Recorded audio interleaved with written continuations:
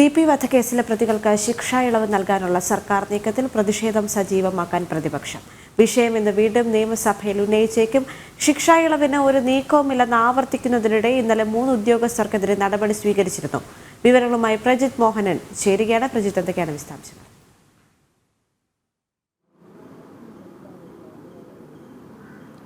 കഴിഞ്ഞ ദിവസവും നിയമസഭയിൽ TP കേസ് വലിയ ചർച്ചാ വിഷയമായിരുന്നു. പ്രത്യേകിച്ച് പ്രതിപക്ഷ നേതാവിൻ്റെ സബ്മിഷൻ വരുന്നതിന് മുൻപ് തന്നെ സർക്കാർ 3 ഉദ്യോഗസ്ഥരെ, അതായത് ഈ TP കേസിലെ പ്രതികൾക്ക് ശിക്ഷ ഇളവ് നൽകുന്നതുമായി ബന്ധപ്പെട്ട നടപടിക്രമങ്ങളുമായി മുന്നോട്ട് പോയ കണ്ണൂർ സെൻട്രൽ ജയിലിൻ്റെ സൂപ്രണ്ട് ചുമതലയുള്ള joint superintendent KS Sreejith, assistant superintendent grade 1 Biji Arun, assistant prison officer OB Raghunath എന്നിവരെ അന്വേഷണ വിധേയമായി സർവീസിൽ നിന്ന് സസ്പെൻഡ് ചെയ്യുന്ന ഒരു സാഹചര്യമൊക്കെ ഉണ്ടായിരുന്നു. എന്തായാലും ഇതൊന്നും പ്രതിപക്ഷത്തെ അങ്ങനെ തണുപ്പിക്കുന്ന ഒരു സാഹചര്യത്തിലേക്ക് കാര്യങ്ങൾ പോയില്ല. പ്രത്യേകിച്ച് സർക്കാർ അറിയാതെ, ആഭ്യന്തര വകുപ്പ് അറിയാതെ ഇത്തരമൊരു നീക്കവുമായി ഉദ്യോഗസ്ഥർ മുന്നോട്ട് പോകില്ല എന്നുള്ളൊരു നിലപാടിൽ ഉറച്ചു നിൽക്കുകയാണ് പ്രതിപക്ഷം. ഇതുമായി ബന്ധപ്പെട്ട് കഴിഞ്ഞ ദിവസങ്ങളിൽ KK രമയടക്കമുള്ളവർ നടത്തിയ വിമർശനങ്ങളുമെല്ലാം ഇതിൻ്റെ ചുവട് പിടിച്ച് തന്നെയാണ്. കഴിഞ്ഞ 13-ാം തീയതി സംബന്ധിച്ച നീക്കങ്ങളുമായി സർക്കാർ മുന്നോട്ട് പോകുന്നു, അല്ലെങ്കിൽ ഉദ്യോഗസ്ഥർ മുന്നോട്ട് പോകുന്നു. പിന്നീട് അത് മാധ്യമങ്ങളുടെ വാർത്തയാകുന്ന സമയത്ത് തങ്ങളൊന്നും അറിഞ്ഞില്ല എന്നുള്ളൊരു നിലപാടായിരുന്നു സർക്കാർ മൊത്തത്തിൽ സ്വീകരിച്ചത്. ഏറ്റവും ശ്രദ്ധേയമായ കാര്യം, അടിയന്തര പ്രമേയമായി വിഷയം സഭയിൽ ഉന്നയിക്കാൻ സമയത്ത് സ്പീക്കർ നേരിട്ട് ഇത്തരമൊരു വിഷയമില്ലെന്നും ഇതിനുള്ള ആലോചനയൊന്നും സർക്കാർ സ്വീകരിച്ചിട്ടില്ല എന്നുള്ളൊരു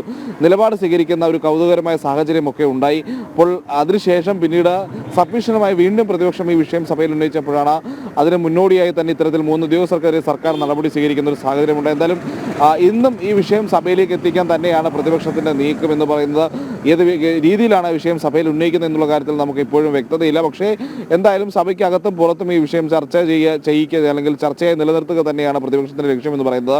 പ്രത്യേകിച്ച് സ്പീക്കറിനെതിരെയുള്ളൊരു വിമർശനം കൂടുതൽ ശക്തമാക്കാനുള്ള സാഹചര്യം നിലനിൽക്കുന്നുണ്ട്. പ്രത്യേകിച്ച് ഒരു വിഷയത്തിൽ സർക്കാർ മറുപടി വേണ്ട ഒരു വിഷയത്തിൽ സ്പീക്കർ നേരിട്ട് മറുപടി പറയുന്ന ഒരു സാഹചര്യമൊക്കെ ഒരു നിയമസഭാ സംവിധാനത്തിന് തന്നെ ചേർന്നതല്ല എന്നുള്ളതാണ് പ്രതിപക്ഷം ഉന്നയിക്കുന്നത്. അതുകൊണ്ട് തന്നെ സ്പീക്കർക്കെതിരായ വിമർശനം വലിയ രീതിയിൽ ഉന്നയിക്കുകയും അതോടൊപ്പം വിഷയം സഭയ്ക്ക് പുറത്തും ചർച്ചയാക്കി നിർത്തുക എന്നുള്ളതാണ് പ്രതിപക്ഷം ലക്ഷ്യമിടുന്നത്. അതോടെ വടകരയിലെ കാഫിർ പ്രയോഗവും അതുമായി ബന്ധപ്പെട്ട വിവാദങ്ങളും ഇന്ന് നിയമസഭയിൽ ചോദ്യങ്ങളായി എത്താനുള്ള സാധ്യത നിലനിൽക്കുന്നുണ്ട്. അതും സഭയെ പ്രക്ഷുബ്ധമാക്കാനുള്ള സാധ്യതകൾ ഇപ്പോഴുണ്ട്.